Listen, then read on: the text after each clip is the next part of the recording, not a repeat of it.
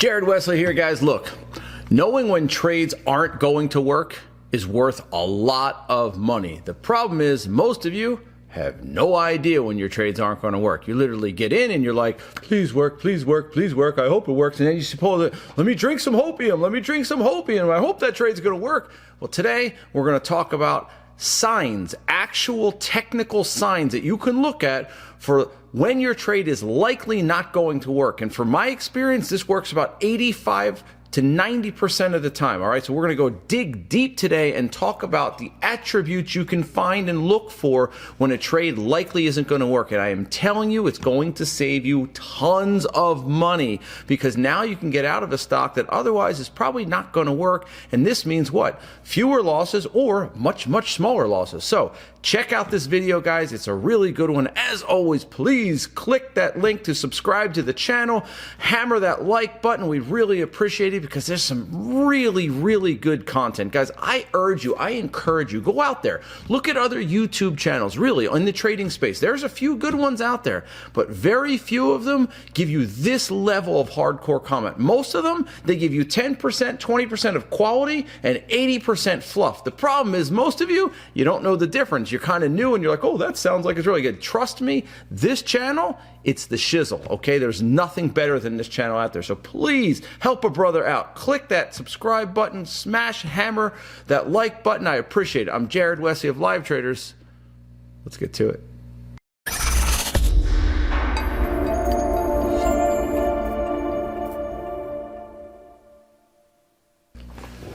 This week's lecture topic is knowing when trades won't work. Okay, it's an interesting topic because there's a few different ways to look at this. If you're an all or nothing trader, then some of these things are less important to you. But if you are a trader that is managing on pivots or bar by bar, or has a little bit more flexibility in your trading, it's very important to know what a trade is likely to do. We're never perfect, so we don't know 100%, but you guys know I have something called my fork rule. And when I say you can fork it, it pretty much means you can get out because it's not going to work. All right, and my fork is pretty accurate. My fork indicator is, I don't know, 80, 90+% in my opinion. But there's a reason that I tell people to fork a trade. There's a reason that the expectation has changed. And that key word there, expectation, is very, very important. You see, when you trade, there's a lot of different types of patterns out there. 3-bar plays, buy setups, climactics, wedges, triangles, etc., etc., etc., right? Every trade, every pattern has a different expectation, okay? Some are supposed to wiggle around. Some are supposed to hit and run. So knowing the expectation for the trade before you take the trade is very important in whether or not the trade's going to work after you get in it. You're going to see new information, right? Every minute, 2 minutes, 3 minutes, you're going to see new information. That new information is very, very important to whether or not you should feel better or worse about the trade you're in, okay? But before we do any of that, let's talk about when will the insanity stop? Backed by popular demand. When will the insanity stop? Guys, I gotta say, before I get into this, I just feel bad for people sometimes. I really do. You can take some very smart people and they just do really dumb shit, right? I have lost 40% of investment in stock market. How is it possible to recover? I am 26 years old. I'm currently unemployed. I have a debt of $14,000 and I have saved 100 grand. I would say all in all, that's pretty good for a 26-year-old. 14K in debt, but 100 grand saved, so you got net worth of $86,000. That's not terrible, right? It's pretty good. Unemployed part, well, maybe that's not good, but either way, in January, last month, 1 month, I invested in dividend stocks. Who cares what they are? It's irrelevant. But since January, my portfolio lost 40%. So now I need to earn 66.7%. Yesterday, I closed all my positions, so now I only have $60,000. You see anything wrong with this? I mean, what is investing if you're only going to do it for a month or a year? I mean, what is investing if it's only going to be for 4 weeks? It just didn't make any sense.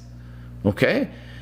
And then on top of that, you're so depressed and disappointed you're down 40%, you decide, I'm just going to sell it all. The point I'm getting at here is, and the reason I chose this today, is because we just talked for a moment about expectation. Clearly, this person had no idea what the expectation was, right? They had no idea. They just assumed, I guess, that things would just go up.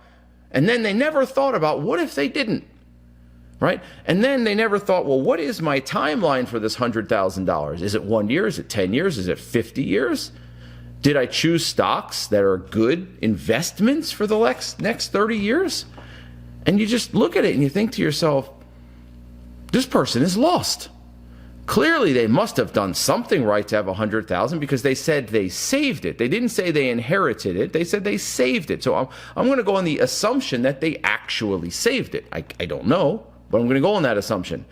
And then 4 or 5 weeks after investing, they decide that 40% is more than they can handle. And they get out for a $40,000 loss. That money's never coming back. And again, I don't know much about all these companies, but Intel's a pretty big company. CMCSA is a pretty big company. Ally's a big bank. I mean, I don't know. My point is, this person is lost. They said they have lost 40%. No, you are lost. Mentally, you are lost. Okay? You don't have any idea what it is that you're doing. Sad, right? So the reason I brought it up is twofold. One, you don't understand the expectation. And two, smart people can do dumb things. I don't know if this person is smart or not, but they've done something right to have saved $100,000. Right? They have. They're good at discipline. Maybe they had a good job. I don't know. But clearly they've made some good decisions in the past. And now they're making bad decisions. That's the theme I want you to take from this insanity session. Smart people do dumb things sometimes. Just because you're really good at one industry doesn't mean you're good at another industry. A lot of people come into this. I've talked to everybody. I'm a doctor. I'm a neurosurgeon. Congratulations. And if I need brain surgery, you'll be the first person I call. But if I need stock advice, you're not going to be the first person that I call, because that's not your field of expertise. It's my field of expertise. You see what I'm saying? So before you do something, make sure that you surround yourself with people that are better than you, people that know more than you about this topic, because you're not the expert yet. At some point, you might become the expert. You aren't that now. So treat it that way. Walk in saying, I just don't really know that much about this, so I'm all open ears and my mouth is shut. Not the other way around. When you become an expert, talk more than you listen, I suppose, but you're not there yet. And this person clearly is very lost when it comes to the word investing. All right? They have no idea what the expectation is. So let's dig in. Ideal trading. It's a beautiful thing when it happens, isn't it? We're going to take a look at when things go the way they're supposed to go, because that's what we want to happen every time we take a trade, right? So if we take a look at this chart right here, we have a stock that gapped up, okay?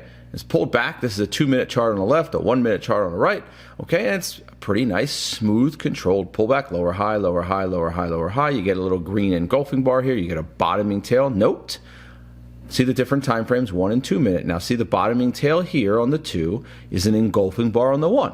I'm commenting on this because somebody had just said, hey, it's been a big deal for me to realize that sometimes the 5-minute chart doesn't give me the risk to reward I want, but I can drill down sometimes on a 2-minute or a 1-minute and maybe get a different entry or better entry. Now, in this particular case, the entry is very, very similar, right? It's right around $19.55 or 50 cents. It's close. So it doesn't save you much, but it does give you a different picture.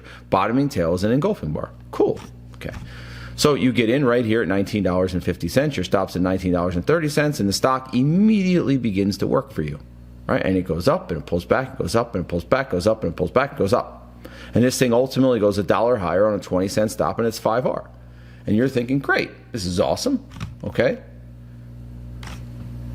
But not every trade happens like this, okay? And I don't know why this says what time there's a breakdown and rating, but it should say buy setup, all right?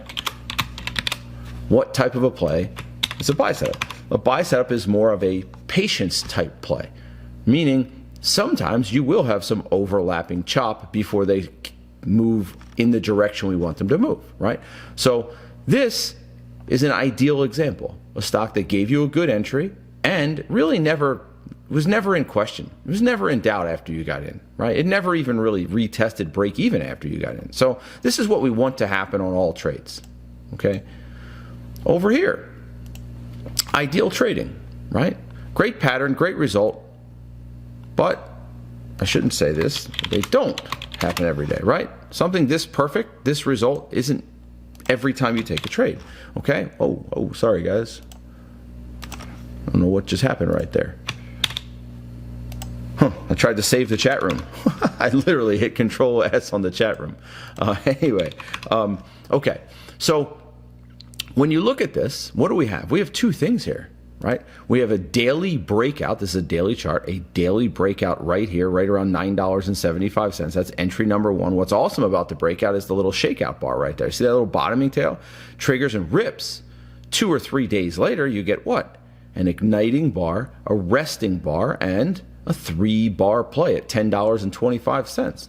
So you can have the original stop loss like $8.75, which isn't bad. It's about $1. It rips up, 50 cents. Now you have an opportunity to add to the position. In this, it's the same picture. I just blew it up a little bit. There's your breakout right here, okay? And there's the 3-bar play right here. Now, not only do you get 2 entries here and add, you can tighten your stop and the risk to reward becomes a lot better. So now your cost average might be $10 on this, and your stop loss might only be like $9.50 in terms of, raising it up to where you want to. Or you can make it $9.90 and make it super tight. And basically it's a free trade now, almost, right? So when it moves up $1, it's awesome. Okay? This is really great trading. Okay? This is taking a daily breakout and then adding to it on a 3-bar play, or not taking the daily breakout and only taking the 3-bar play. That's fine. But the reason I'm commenting is pretty much after you got in this thing, it did exactly what you wanted to do. I mean, it literally triggered and a wide range bar happened that day. That's ideal trading. That's why the slide's called ideal trading. We're going to get to trading that's not ideal here in a second or two. I'm not going to harp on the great stuff because there's really no thinking on the good stuff. You get in and it rips and it's like, sweet. It was never in question. Your hands and palms aren't getting sweaty and clammy and palmy. No, it just went straight up and you're like, okay, sweet. It's when it doesn't is the problem. Okay, and we'll talk about that here shortly. All right. Here's another example. All right, ideal trading. Here's a stock that gapped up. Now, why does it say don't forget about a stock after it gaps up? Because a lot of times the gap changes the long-term trajectory of the stock. Okay? A lot of times that happens. So right here, okay, we had a stock that gapped over a red bar, another red bar, and a pivot. Now there was a little bit of junk there at 127 or something right there, okay? But this is a very nice gap. It gapped over 2 red bars and a pivot, and it even pulled back. You can see it pulled back because of the bottoming tail. So it pulled back and then ultimately went higher. It was probably a very good intraday trade on this day, okay? Then the next day, it didn't do a whole lot. It kind of had a narrow range inside day. But then the third day, it rips. It doesn't just rip. It rips for the next 2 months. And it goes from 128 all the way to 145. But you're not looking at it because you were happy to get your 1 or 2 or 3R on this gap up day, and then you just took it off your list. It's no longer on your carryover list. You don't care about it, blah, blah, blah, blah, blah. But what'd you really give up? You actually gave up the lion's share of the money. You made an R or 2 on the intraday trade, and then you probably could have made 5R on this bigger trade with a $20 move. So don't forget about a stock after it gaps up, all right, or down. Often they form nice patterns 1 to 3 days later. So keep an eye on them. You know, it was an interesting comment Unmol made today. He goes, well, guys, most of the money we've made the last 3, 4, 5 days has been Meta, Tesla, Meta, Tesla. Do you guys remember there was a time where Unmol basically just traded Apple for a little bit, and then about 6, 9 months ago, he only traded Tesla for a little bit, not only, but 75% of his trades. When he latches onto something, he rides that thing as far as that stock will take him. And I don't necessarily mean holding it for a $50 move. He's getting familiar with the price action each day. So tomorrow, my bet is he's going to have Meta and Tesla on his list, no matter where they gap. He's probably going to have both of them on his list because right now he's very in tune with what both of those stocks are doing. So please, when you see something like this, don't just give up on it. These types of gaps typically change the direction of the stock for a long time. And in this case, 2 months plus. So don't give up that extra money. Be smart. All right, be smart. Have this stock in your universe even after it gaps up. And then what's it take you? A few seconds, 30 seconds, a minute to check your universe? Maybe there's 100 stocks in your universe. It'll take you a minute to get through those 100 stocks. Trust me, it's worth it. All right? So these are ideal trades. These are good trades. These are the kind of trades you want to see happen. They don't all work like this, right? So let's take a look at a couple things. Successful trading trades. Traits of successful momentum plays. In this case, 3-bar plays and breakouts, because we're going to get to those in a second. Before, hence, this is important, before the entry, you want a clean pattern. What I mean by clean is you don't want little peekaboo topping tails and bottoming tails and on the breakdowns and things of this nature. You really want the top of that pattern to be very smooth and clean. You want to look at it and go, wow, that's really pretty. Like that's a pattern I want to print off and put on my wall, okay? Then you want to look and go, well, what is the correlation factor to the market? Does this stock have good relative strength, bad relative strength, a little tiny bit of relative strength, or tons of relative strength? All right, what's the correlation factor to the market here? Okay, and to me, this is one of the most important parts of trading, the strength or weakness of the stock to the market. Why? Because most stocks follow the market. And if you want to be a trader who's able to make money in any market, because remember, some markets are dead sideways. We've seen that recently. Narrow range days, doji days, the market's doing nothing. Well, how are you going to make money on a day where the market does nothing? You're going to take a stock that doesn't care about the market. That's how you're going to do it.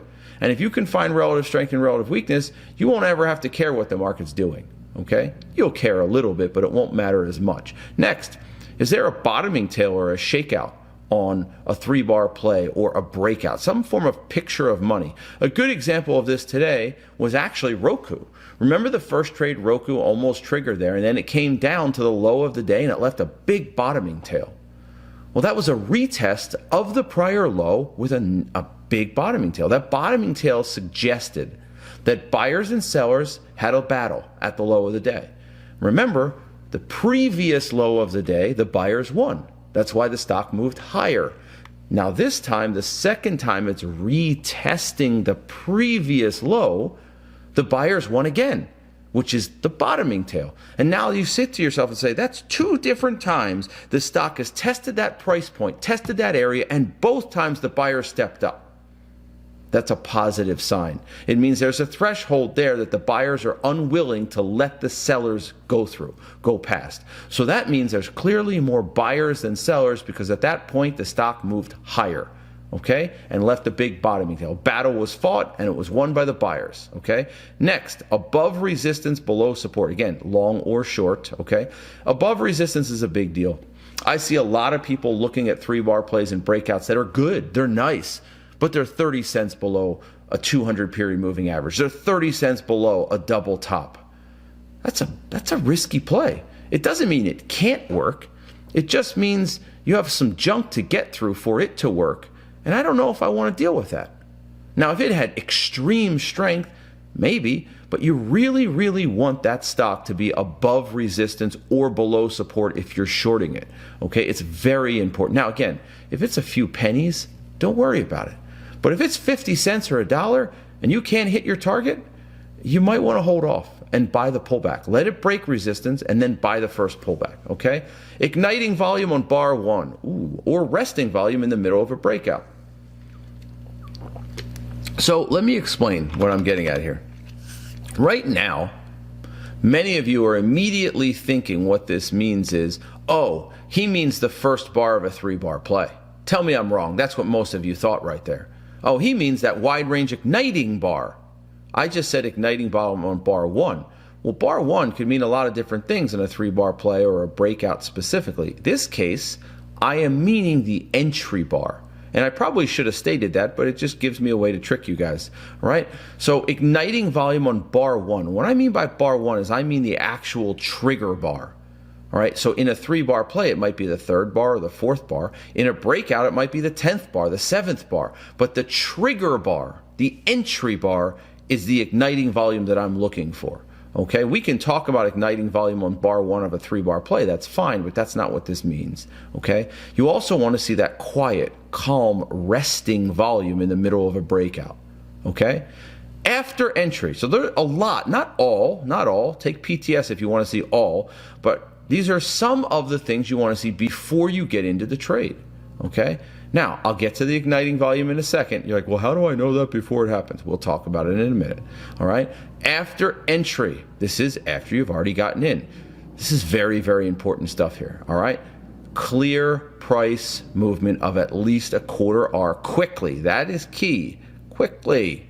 That means if you have a $1 stop loss and it doesn't pop at least 25 cents, you might have a little bit of a concern. Now, we'll get to the level of concern in a second. How much concern do I have depends on some other things. But I'm a little bit concerned. When I say quickly, obviously it depends on the time frame. If you're on a 15-minute chart, then it's going to be a little different than a 1-minute chart, isn't it? But basically, quickly is within the first bar of the time frame you're on. Within the first bar of the time frame you're on. So if you're on a 1-minute chart and I don't get a quarter R in the first minute, I'm concerned. If I'm on a 5-minute chart and I don't get a quarter R in the first 4 or 5 minutes, I'm a little bit concerned.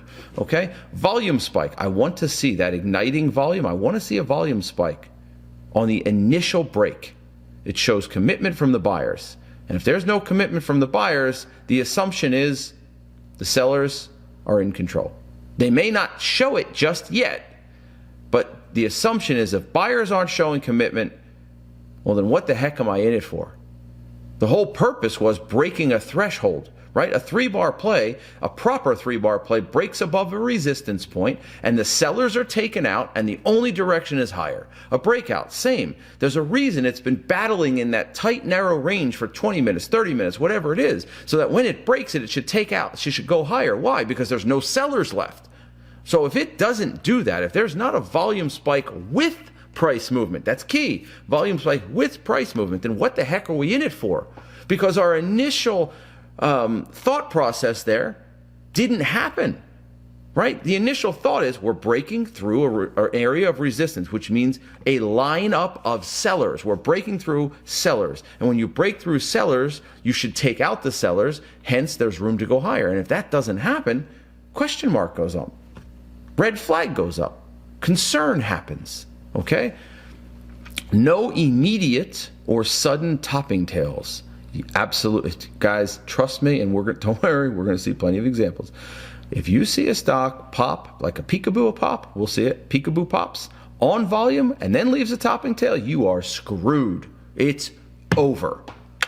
Cancel it. Done. And I don't mean a 2-penny topping tail. I mean like, a topping tail that's half the size of the bar. A real topping tail. It's done. You're about to get shaken out. You're about to get shaken out, okay? So I don't want to see an immediate or sudden topping tail on a 3-bar play or a breakout. That shows clearly there were more sellers here than we realized, and they were just waiting for a better price to sell at. That's all that means, okay?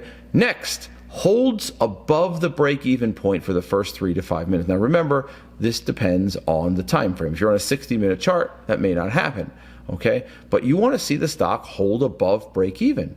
Because if you get a clear price movement, at least a quarter R, and you get a volume spike, and there are no topping tails, it should hold above break-even. Because that was the line in the sand. That was the battle line. So if it goes below break-even, it means there's clearly still some sellers there. Why are they there? Okay, and I don't mean a penny below break-even. You understand what I'm saying, okay? Note, be mindful of market conditions. Sometimes a good trade is simply one that doesn't fail with the market. So if you get into a trade and the market tanks, but your stock holds just below break even, it could still be good. This comment is gold. This is gold. Listen to it. It's diamonds. Many of you will look at this and go, shit, Jared said, clear price movement, volume spike, no immediate, holds above break even, but I just got in this trade. It popped up a quarter of an hour, it had a volume spike, and then 2 minutes later, a CPI came out and the market tanked and my stock went right below break even by a nickel. I'm going to get out of it. Why? I mean, the market just put in a nasty wide range red bar and your stock's basically holding where it should hold. Now, obviously, it depends where the market is. If the market has room to drop, then you might want to get out of that position because it's probably going to continue to drop into that void. But if the market's putting in a red bar into support where it should bounce and your stock's holding pretty well, hold the line. So there is a situational aspect to this, right? There's a situational aspect to this, okay? These are guidelines. Nothing works 100% of the time, all right? So this slide is gold, diamond, and pearls, platinum and titanium. It's everything, okay? What to expect to look for after your initial entry. We just talked about it, but now we're going to get more granular. After the entry is there a volume spike, okay? Is there a volume spike? Volume equals money, and money represents commitment or lack thereof. I haven't talked about this slide in a very long time. It's been a few years since I've talked about this slide, okay? Price tells us what a stock is doing. Volume tells us how it's doing it, okay? Volume is secondary, price is king, but they usually go hand in hand. I read this again. Price tells us what? Higher, lower, neutral. Volume tells us how. How is it going higher? Is it going higher with commitment? Meaning, as the stock moves up, is there a lot of volume, which means there's a lot of institutional money in it? If it's going higher with little volume, that's not a terrible thing, but I'd rather see it go higher with huge volume, okay? Because I want to piggyback the whale, so to speak. Let the whale clear the way for me, all right? But if you see a volume spike with little to no price movement, you're in trouble, right? So volume increase without price movement is a warning sign. Breaking out without volume is also a warning sign. Both of these are warnings. I will say this, the first one is far more significant than the second one. Breaking out with no price, having a volume spike with no price movement it's called hosed time. That's an HFT sucking up shares and they're just waiting to shake you out of that thing. I'm going to repeat it one more time so that you can't say I didn't understand it. If you get into a trade and it peekaboos over by 2, 3, 4, 5 cents and the volume spike is massive, you are done. Dead, screwed, over. It's an HFT just sucking up shares and they're getting ready to shake the tree. Okay? Now, as it said on the last slide, does that work 100% of the time? No, but I bet you 90% it does. These last two things are important. So price tells us what is happening, volume tells us how. And remember, volume is money and money is commitment. This slide is gold. Take a picture of it. It's gold. Okay? It shouldn't even be in a free lecture. It's gold. Okay? That's how important that slide is. So, what do we do if we see these things happening, right? What do we do? All or nothing traders, well, sit back, put your chin out there and just say, smack me right here, baby, because there's nothing you can do about it. All right, now, could you put a rule in your plan? You could, but I do not recommend that for newer traders because honestly, you're just not good enough yet to know the difference. You're not, okay? But if you're an all or nothing trader, what do they say in the Bible? Someone smacks your cheek, turn the other cheek and let them smack that one. If you're an all or nothing trader, do that. If you're a new trader, do nothing, but notate it in your journal. It's very important. If you're brand new, first few months, first year, whatever, notate what happened. Take a picture of it, record it. I'm not kidding. Take a picture of it, put it in a PowerPoint and notate. Look at this 2-penny spike on huge volume and look at the shakeout that just happened. Okay? Now, if you have a little more experience, and you know what you're doing, I would say look to sell half at break even. Of course, back test it. Look to sell all at break even. Basically, lighten your position. Lighten your position. You know who's really good at this? Jeff Yates. Jeff Yates is great at this. When he sees something going on that's not supposed to be happening, he either raises his stop a little bit or backs off his shares a little bit. You have a choice here. You can do either one, right? 6 of this, a half dozen of that. You can either sell half at break even or raise your stop to minus half R. Just, again, back test it, okay? Or you can just get out. You look at this and go, oh, I've seen this before 100 times and it doesn't go well. Get out. But remember, the first few times it happens, you're still learning. But when you have 50 of these, 100 of these, 1,000 of these under your belt, you're going to start seeing a trend, a pattern. You're like, you know what? There's no point for me staying in this thing. This is when Jared comes in and goes, fork it. It's not going to work, guys. And it doesn't always mean you're right at break even. Sometimes you'll just take a quarter-hour loss. Sometimes it'll drop below break even and be like, you know what? That happened quick. I wasn't able to get out fast enough. I'm going to take a tenth of an hour, a quarter of an hour loss. Okay? Note, you won't be right 100% of the time. You just won't.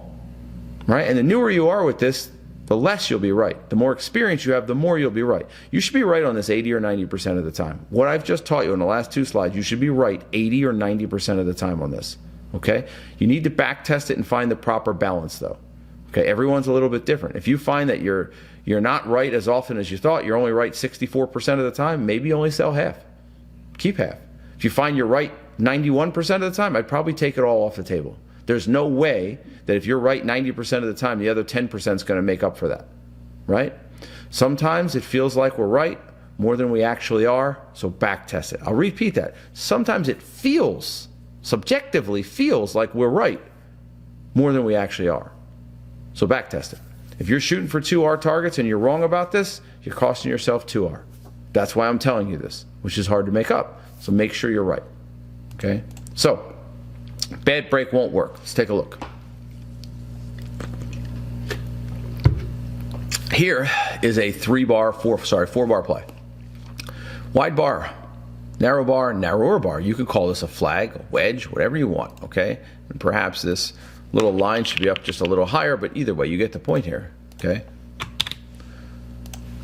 What happens? Stop, peekaboos, peekaboos, peekaboos. And then stops you out. Pops, retests, and then really stops you out. So in this case, even if you use low of the day, it wasn't going to work. So the first thing we have is peekaboo break less than a quarter of an R, 0.25. No real huge volume increase here. On the 4th bar, you get a little bit of a volume spike there. But on here, there's really not a big volume spike. It did not stay above break even, okay? And there were lots of topping tails. What should we do? Walk away. You see it right here? You got to understand, this $254 mark is a threshold area. This is an area where buyers and sellers are battling out. We know this because we can see the 3 or 4 bars they battled for. It had a gap up. Once it breaks the area, the intention, the idea, the expectation is the sellers are gone. Or at least the buyers are strong enough to overcome and overtake the sellers. But that clearly did not happen. And it didn't happen once, it happened twice, it happened 3 times, it happened 4 times, and then finally you're just waiting. You're just waiting for the inevitable. It told you 3 times it wasn't as strong as you thought it was because it peekabooed over 254. But you know what happens? I can tell you what's happening in your brain. It peekaboos over, it pulls back, it comes back to break even. You're like, okay, it's finally going to go. Leaves a big old topping tail, comes back, and like, ooh, it's engulfing the topping tail. It's really going to go this time. Wrong, wrong, and wrong. Look at the volume dropping. Look at the topping tails happening. It tried 3 or 4 times to break 254 and was not able to hold above this area any one of those 4 times. And you're sitting there and you got your little bottle of hopium on your desk. Oh, baby. All right. This is some good hopium. Right next to it's the idiot sauce. Get out. It's not going to work. It told you not once, not twice, not 3 times, but 4 times that it's not going to work. But you just didn't want to listen. So you took it on the chin. Stopped out right there. 84% play, even stopped out on this one. Just didn't work. There's too many sellers up here. Okay? So you're saying there's a chance. Well, there's always a chance. It's just not a good one. Right? And in this case, to me, it was inevitable. Now, I get it. If you're an all or nothing trader, this puts you in a bit of a conundrum, doesn't it? You just got to take it on the chin until you have enough data back testing these to where you earned the right to walk away. So the first 5 or 10 or 20, you're just going to take it on the chin. And then you're going to start seeing this and go, you know what? my data suggests maybe I shouldn't stay in these even if I'm an all or nothing trader. But you're going to have to get that information first. You're going to have to get a large enough sample size first. Because again, to be clear, you might not be reading this chart as clearly as you should be reading it. Does that make sense? A newer trader might not realize this is a chart you should be getting out of, right? So that's why I say it's a little bit more for experienced traders and still backtest it, right? Subjectivity is not where we want to be. Objectivity. Here's a great example. Look at this wide range bar, took out the whole pre-market area, took out this whole consolidation here. Beautiful, right? Narrow bar, narrow bar, narrow bar. Look at these little doji, doji, doji after the wide range bar. Peekaboo's over 31 bucks. Ooh, isn't this a beauty? Oh, I love showing you guys this stuff. It didn't just peekaboo over 31. It filled me at 31.03, which happened to be the high of the day. And then it just went lost $1,076 on it. The only good news I can comment is on I didn't take a lot of slippage. Only took 3-cent slippage on this thing. Okay? Peekaboo broke less than a quarter hour. No volume increase. Didn't stay above break even. You know what the problem here was for me? It happened so fast. This thing hit, pulled back about 10 cents, and I thought to myself, you know what? I don't want to lose, $300 in this, so I'd rather lose 1,000. Stupid is, stupid does, sir. Really, that was my thought process. It pulled back like 8 or 10 cents really quickly. Like I had no chance to get out of this thing at 01 or 00. And at that point, I was like, well, it just is what it is. No, I could have saved $700 on this trade. I knew it wasn't going to work. But I just had, my ego was just like, but maybe. I just reached my hand across the desk. And it's like, oh, well, let me open this little can of hopium right now. That tastes good, right? Stupid idiot. I lost $1,000 on it. It's not a good way to do it because as soon as I saw this thing, I knew it. It's over. Why? It didn't pop on tremendous volume. The volume was at 0.95 and it couldn't hold above that area. Came back against me quickly. Get out and walk away. I know how it feels, guys. I've been there. You're like, yeah, well, if it's break even, I'll take it. If I lose a penny, I'll take it. But I can't take it for a quarter hour loss or a third hour loss or a half hour loss. Well, it's already down a half hour, so might as well just sit on it. Why? If the odds of it stopping are 90%, why would you sit on a half hour loss? Just get out. Take the half hour and it's only a half hour loss. Oh, because it might still work, Jared. I know everything points to it not working, but it could. Okay, then hold it then. And then, after 20 or 30 of these, back test and see what would have happened if you had gotten out. That's where the back test comes in. What would have happened if you had gotten out? Okay, over here. Wide range bar, narrow range bar, peekaboo.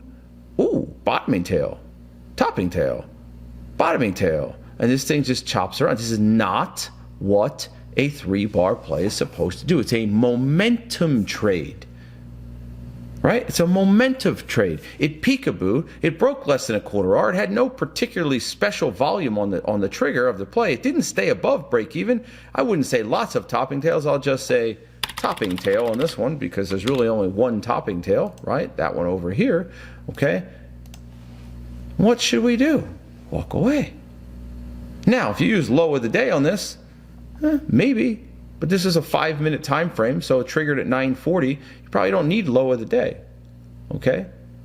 This pulls back, bounces, pulls back, goes. Now, why am I talking about this? Why? Because buy setups are different. Buy setups are not momentum trades. Right?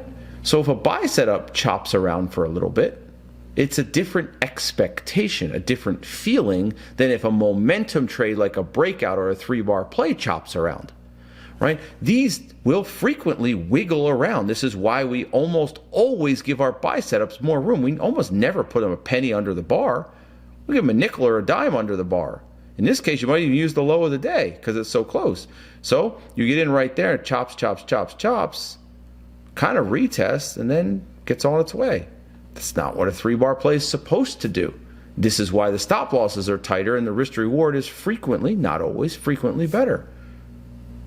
So we have 2 trades here One is just walk away and get out, and the other one is maybe sit on it. Now, to be fair, when this thing broke above here on the doji, this red bar would be concerning. There's no question. This red bar would certainly be somewhat concerning to me. But you got to give them the wiggle room, right? And we can see over here, buyers did step up multiple times. Sellers did as well, but they both stepped up. It's that tug of war. I'm not even sitting around for it over here, okay? It's hard. Our ego gets the best of us. It's hard. Here's another example. Wide range igniting bar taking out all the resistance to the left. Narrow range rescue bar, peekaboo, topping tail, big red bar. You're done. It's over. Popped less than 1/4 of an R. No volume increase. Didn't stay above break even. And I'll say topping tail. Right? Maybe not lots of, but topping tail. Okay? And you sit there and you think, what am I doing? Why would I stay in this thing? Okay? Drops, bounces, and this thing is done. In fact, the next day it kept going lower. It's just a walk away. This you have to understand. The expectation is all that matters. It's a half number, 3-bar play, basic breakout. It's a hit and run trade. Because once you break the threshold, the sellers theoretically should be gone. So why are they leaving topping tails? Because the buyers aren't as committed as we thought they were. You have to get this into your head. You have to get out of your head what it could still work. Well, anything could happen. That's possible on the greatest trade ever. It could still fail. Of course, it could, but the likelihood is much, much lower. It's like in baseball, for those of you who watch. I don't watch a lot of baseball. But a hitter goes to the plate, and it's like, this guy bats .320. That's great in baseball, right? Batting .320 is great. Notice they give the statistic, first ball strike. How much does their batting average drop? For those of you who watch baseball, seriously, watch a game, and this guy comes up, he's the best hitter on the team, he bats .320. After a first pitch strike, he's 0-1 in the count. I bet you his batting average drops to like .250, maybe .230. Why? Because he's got a first pitch strike. This topping tail is a first pitch strike. Your batting average just tanked. It's not likely going to work. Sure, some of them work. Most of them don't. Okay? It's something I'm trying to kind of get into your head here a little bit, right? So now, we have a nice daily chart. Now, granted, the previous wide range bar, a little concerning, but I like how it took out most of this. I like that bottoming tail. Buyers are just really stepping up on this stock, okay? They're really stepping up on this stock, okay? Gaps up, goes a little higher. Cool, this gap is what we're interested in, right there, okay? So let's break it down now to lower time frame. So if I take a look at this, okay? Right here's the market open, okay? Chop, chop, chop, chop, ooh, right there, see it? Right there, right where the arrow is, there's a little peekaboo over that pink line. He immediately comes in, leaves a topping tail, peekaboos again, it's over. It's over the second that thing did that, okay? Now, depending on where your stop loss is, you may have stopped out on the initial entry. You may have like pop and drop immediately, possibly. And then what's it do? Topping tail next bar, pops, goes sideways, and then finally just tanks. Okay? Takes out the low of the day for good measure. That's a great HFT shake.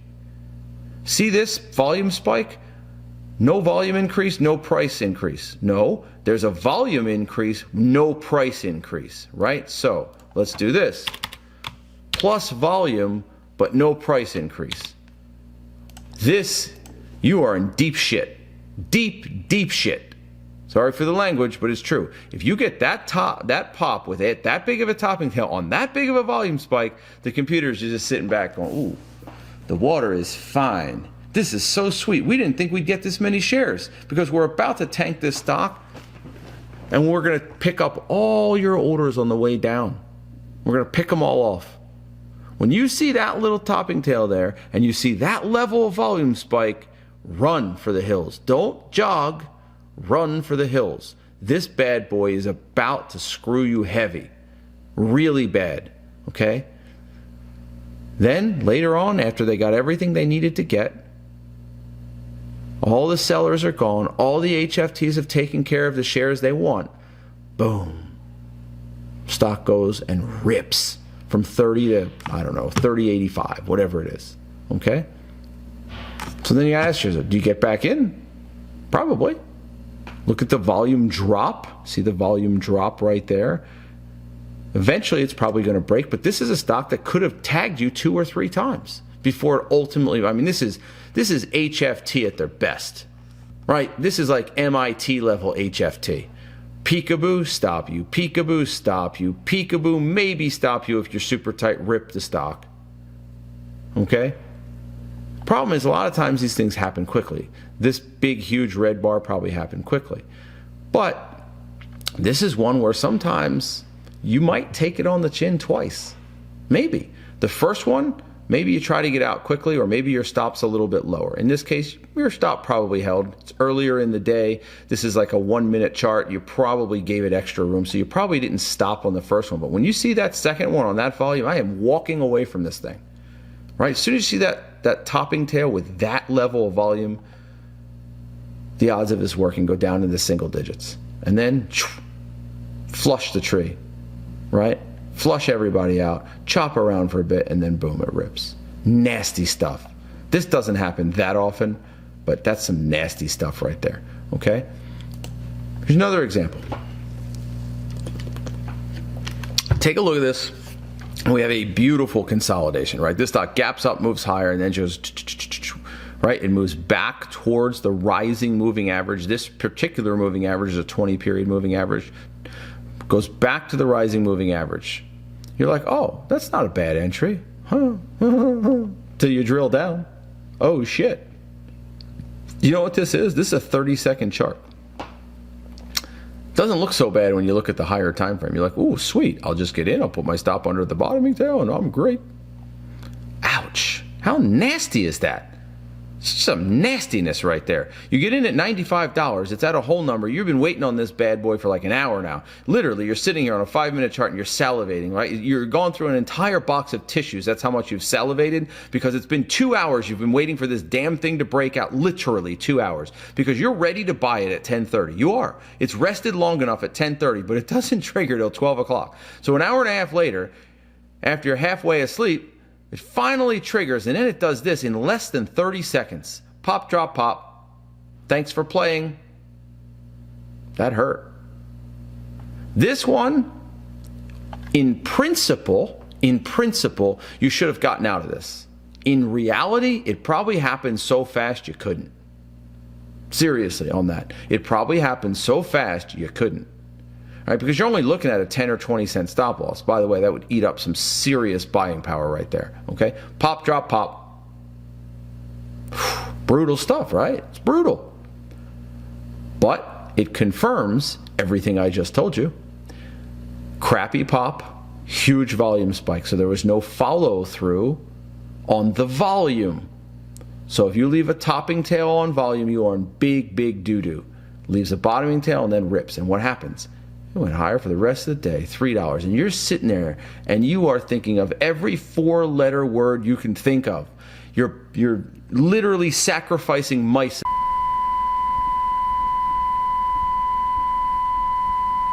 at this point. Okay? I mean, you're digging a grave, a mass grave, to the amount of mice you've thrown across the room. Because they got you and your ego can't handle it. Because you were right, but they took your money. And then they ran it up. The good news here is you do have another opportunity to get back in it. Okay? Nothing you can do sometimes but get back in. Shit happens. Okay? Now, take a look at some ideal examples, good examples, of when things go the way they're supposed to go. Okay? So, is this the world's most amazing 3-bar play? No, but it's pretty good. Right? Pretty good. You're sacrificing real ones? I'll just give them the jab, you know what I mean? Anyway, big bottoming tail, okay? Narrow range resting bar with a bottoming tail, and this thing takes off. Sure, it chops around, comes back, but here's the difference. This is a $1.75 stop, and it popped $3.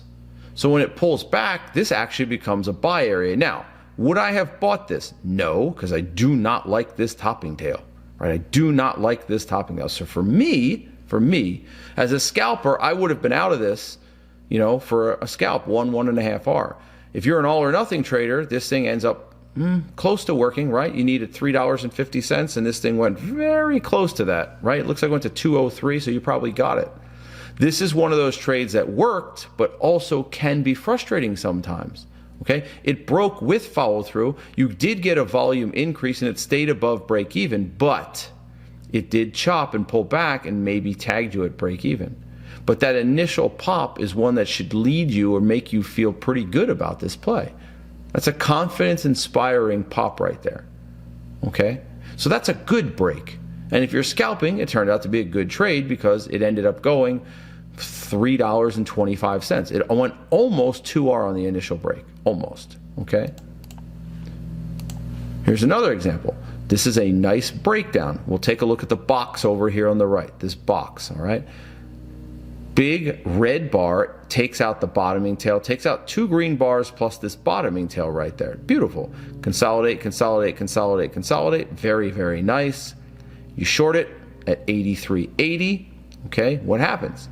On the entry bar, you get a nice little spike. Huge, no, but good, solid spike. Broke with follow through, volume increase, stayed below break even. What should we do? Stay with it, stick with it, stay in it. And ultimately what happens? Look at this bad boy. Guys, I don't think you really look what happened here. This thing went down $9. Like $9 on an 80-cent stop loss. You can do the math on that. It's a double-digit R, right? That's a double-digit R, okay? This is really good stuff, but it did everything it was supposed to do. It never looked back. Another example. Wide range bar takes out everything to the left, right? All these red bars closed yesterday. Pivot, pivot, pivot, took it all out. Close to a whole or half number. Second bar, narrow range resting bar. So 533.50 is your entry. 532 is your stop loss. It triggers what? Decent volume spike. Is it amazing? No, but it's a good volume spike with follow through and stayed above the moving average. Sorry, stayed above break even. Rips, pulls back, rips. Stock ended up going $10 or whatever it went on $1.50 stop loss. Pretty good. Over here, wide bar, narrow bar, again, okay volume spike, but it stayed above break even. Okay, with the volume spike, and it just continued higher. It didn't leave a topping tail. It didn't retest 50% below break even, etc., and so forth. Okay, this is how they're supposed to happen. There's another example, right? Little 3 or 4 bar play. What happens? Breaks below, pretty good volume spike on entry. See that volume spike? That's an incredibly good volume spike on entry. Okay, stays below break even at this point, chops around and just drops lower. Multiple time frame analysis here. Okay, so again, support's broken on the 60, great pattern time frame on the 3-minute, and just tanks. Another example, novice gap higher, 1, 2, 3, 4, 5, 6 bars up, huge gap. I mean, it gapped up to like $48. Novice gap. Chops around, see the buyers and sellers are fighting. That doji bar is buyers and sellers fighting. And then topping tail, topping tail, topping tail. This is going lower. It's a novice gap at 47. The immediate entry, second biggest volume spike of the day. The entry area, biggest volume spike of the day, and just continues lower. Okay, now, on the flip side, when you're looking at this, sometimes we're wrong. I mean, this is stock that pulled back to support, bounces up, leaves a big old bottoming tail, right? Chops around, retests, and then ultimately works. This was a peekaboo break. It was. With less than a quarter of an R. Okay? No crazy volume increase. Nothing. Chopped around, looks sloppy as AF, right? Sloppy AF here. Comes across, stop loss is down here below 46 bucks. It holds and works. This is an example of sometimes we're wrong. I know it's a buy setup, and I know buy setups wiggle more. I know we talked about that, but I'm just giving you an example of a stock that when you got in it, it got a little dicey, but it left a massive bottoming tail. That bottoming tail should exude confidence. After you see that bottoming tail, you should be sitting there going, we're good. We're good. And then a big red bar comes in out of nowhere. Chops around, but it never stopped you out. So if you had gotten out of this at break even, you would have been wrong. This is the point I'm making. We're not always right. you're going to be wrong sometimes. Sometimes stocks just look like crap and they ultimately work. Sometimes that's the market changing direction. Sometimes it's news coming out, and sometimes it's just the way things happen. Okay? Sometimes it's just the way things happen. So, guys, I hope that you learned a bit about the expectation of a trade. Okay? If you're in a momentum play, it's expected to hit and run. And when it doesn't, you should be very concerned. And now you have a systematic approach / checklist to go through when and if that happens to you. I shouldn't say if, when it happens to you. Okay? We talked about volume and the importance of it. We talked about price and the importance of it, right? Price tells us what is happening, and the volume tells us how it's happening. But they go hand in hand. All right, you have to have both. You don't want a peekaboo breakout with huge volume. That is a recipe for disaster. But if you get huge volume with a follow-through breakout, that is a beautiful thing. If you get a breakout that doesn't have much volume, while it could still work, it is a bit disconcerting, right? So these concepts, when they're applied properly, are very important. They're going to save you a lot of money, all right? But remember, as always, back test them first. Don't just go out tomorrow and be like, you know what, I'm going to start doing that. Start taking pictures of these things, commenting on these things, putting a file folder together of these things, and eventually you'll have 20 of them, 50 of them, 100, and you'll look back and go, you know what, I have a big enough sample size that this data is very meaningful for me.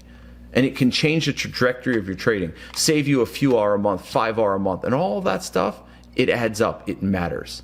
All right, so I hope you guys learned a little bit about how to become a better trader. I'm Jared Wesley of Live Traders. We'll get back at it again next week.